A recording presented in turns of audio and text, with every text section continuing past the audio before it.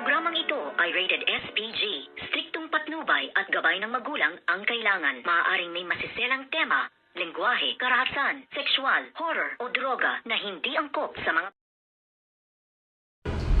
Good morning mga kachikas and welcome sa aking munting channel. Gulong-gulo nga ngayon itong ang si Sherlyn dahil nga sa kanyang narinig dito nga kay Bruhang Divina na ang kinakailangan daw ay kamatayan ang mangyari sa kanya, at ito nga ang ngayon tumatak sa isipan nitong si Sherlyn kung sino naman kaya ang bibiktimahin ng bruhang si Divina, kung kaya't dito ay kausap niya ang kanyang kapatid at nag-iisip sila kung sino nga ba yung taong nais na namang gawan ng masama nitong ang bruhang si Divina. At dito naman ay nagtanong na rin itong ang si Raymond kaya Bruhang Divina kung ano nga daw ba ang kanyang lihim at kung meron nga daw ba siyang dapat malaman.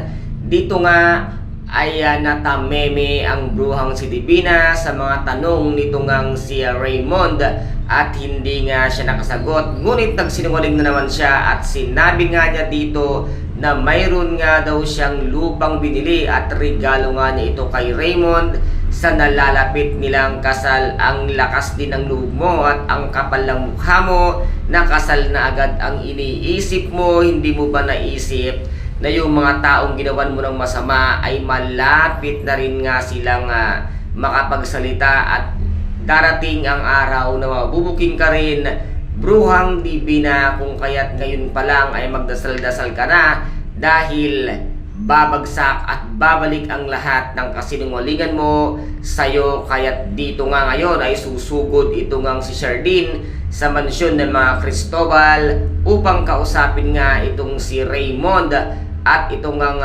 walang hiyang si Libby. Ngunit sasalubungin nga itong si Sherlyn ng isa sa mga katulong na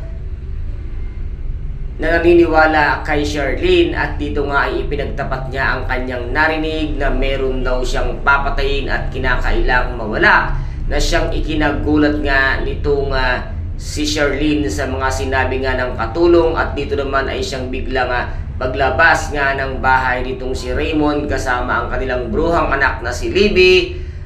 At dito nga ay nagulat si Sherlyn sa kanyang mga nalaman patungkol dito nga sa balita ng katulong. Kaya guys, napakarami po nating mga dapat abangan sa mga susunod na episode dito nga sa Prinsesa ng City Jail. Kung nagustuhan po ninyo ang aking videos for today, paki-subscribe na lamang po ng aking channel, paki-like and share para maging update kayo sa lahat ng gagawin kong videos. Maraming salamat po. Ingat, God bless, and